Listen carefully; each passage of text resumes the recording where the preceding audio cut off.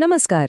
ચાલો આજે એક એવા વિષય પર વાત કરીએ જે આપણા બધાના જીવન સાથે ક્યાંક ને ક્યાંક જોડાયેલો છે, અને એ છે માર્ગદર્શનની શોધ. જીવનમાં એવા મોડ આવે જ છે જે આપણને સમજ નથી પડતી કે હવે કઈ દિશામાં જવું, નહીં? તો ચાલો આ એક સાર્વત્રિક અનુભવને થોડો વધુ ઊંડાણથી સમજીએ. ક્યારે એવું બન્યું છે કે બસ મગજ શૂન્ય થઈ ગયું હોય અને ખબર જ ના પડે કે હવે આગળ શું?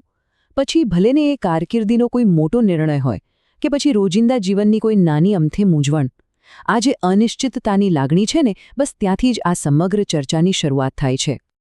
અહીં એક બહુ મજેદાર ઉદાહરણ છે, જેના વિચારો આપણે કોઈ લગ્નમાં ગયા હોઈએ અને અચાનક વિધિ વચ્ચે બધા અટકી જાય. કોઈને ખબર જ નથી કે હવે શું કરવાનું છે. બધા એકબીજાની સામે જોવા લાગે છે.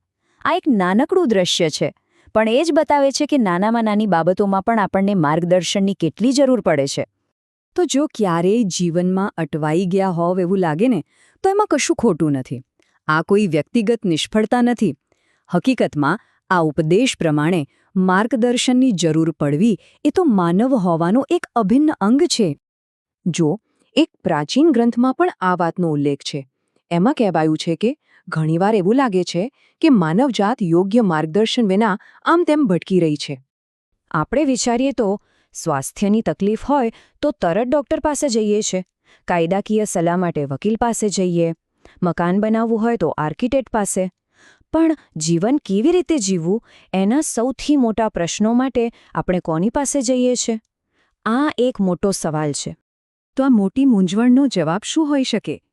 આ સ્ત્રોત આપણને ધાર્મિક દૃષ્ટિકોણથી એક જવાબ આપે છે. એ શાણપણના એક અંતિમ, એક પરમ સ્ત્રોતની વાત કરે છે. ચાલો જોઈએ કે એ શું છે. અહીં અદ્ભુત મંત્રી અથવા તો વન્ડરફુલ કાઉન્સિલરની વાત કરવામાં આવી છે. આ એક એવા માર્ગદર્શક છે જેની સલાહ અદ્ભુત છે, અને આ ઉપદેશમાં આ બિરુદ ઈસુ માટે વાપરવામાં આવ્યું છે. હવે આ વાતને વધુ વ્યવહારુ રીતે સમજીએ. અહીં એક સહાયકની વાત છે. આ સહાયક જાણે આપણી અંદર રહેલું એક હોકાયંત્ર છે, જે આપણને શાણપણ આપે છે અને સાચો રસ્તો બતાવે છે. અને આમાં એક ખૂબ જ રસપ્રદ વાત એ છે કે માર્ગદર્શન ફક્ત બહારથી નથી મળતું. એ આપણી અંદર ચાલતી એક શીખવાની પ્રક્રિયા પણ છે. આ સહાયક આપણને બધું જ શીખવશે એવું વચન છે. અને એવું બિલકુલ નથી કે સલાહની જરૂર ફક્ત સામાન્ય માણસને જ પડે. ઇતિહાસના મોટા મોટા અને શક્તિશાળી નેતાઓ પણ સારા સલાહકારો પર નિર્ભર રહેતા હતા. આ બહુ મહત્વનો મુદ્દો છે. ઇતિહાસ આપણને બતાવે છે કે સલાહ માંગવી એ નબળાઈની નિશાની નથી, પણ એ તો શાણપણ અને મજબૂત નેતૃત્વની નિશાની છે. તો એ તો નક્કી થયું કે સલાહ લેવી ખૂબ જ જરૂરી છે, પણ શું સારી સલાહ લેવાના પણ કોઈ નિયમો હોય છે? હા, બિલકુલ. અને એના માટે આ ઉપદેશ નીતિવચનોના પુસ્તકમાંથી અમુક બહુ જ પ્રેક્ટિકલ વાતો આપણી સામે મૂકે છે. અહીં નીતિવચનનો સિદ્ધાંત કેટલો સીધો અને સચોટ છે, જુઓ. એક બાજુ સલાહ વગર કામ કરો તો યોજનાઓ નિષ્ફળ જાય છે, અને બીજી બાજુ જો જાણકાર સલાહકારો સાથે હોય તો એ જ યોજનાઓ સફળ થાય છે. સંદેશ એકદમ સ્પષ્ટ છે, નહીં? આના પર એક બહુ સરસ વાર્તા છે. એક રાજા હતો જેની પાસે પૂરા 400 સલાહકારો હતા, પણ એ બધા એવા હતા જે બસ રાજાની વાહવાહી જ કરતા. એમાં એક જ એવો હતો જે સાચી પણ કડવી વાત કહેતો, અને રાજાને એ જ ગમતો નહોતો. આ વાર્તા આપણને ચેતવે છે કે ફક્ત એવા લોકોથી સાવધાન રહેવું જે આપણને ગમે એવું જ બોલે. તો પછી સલામતી અને સફળતા સુધી પહોંચવાનો રસ્તો કયો છે? આ સ્લાઇડ એને 4 સરળ પગલાંમાં સમજાવે છે. પહેલું, સ્વીકારો કે આપણને માર્ગદર્શનની જરૂર છે. બીજું, સારા સ્ત્રોતો પાસેથી સલાહ લો. ત્રીજું, નમ્રતાથી સાંભળો, ભલેને વાત કડવી લાગે. અને ચોથું, સફળતા મેળવો. આ વાત બહુ ઊંડી છે. સાચું શાણપણ એમાં નથી કે આપણને બધું જ આવડે છે. સાચું શાણપણ તો બીજાની સલાહ સાંભળવાની નમ્રતામાં છે. કેમ કે મૂર્ખને તો હંમેશા પોતાનો જ રસ્તો સાચો લાગે છે. સારું, તો સલાહ લેવી જરૂરી છે એ તો નક્કી થયું. પણ હવે આવે છે સૌથી અગત્યનો સવાલ: કોની પાસેથી સલાહ લેવી?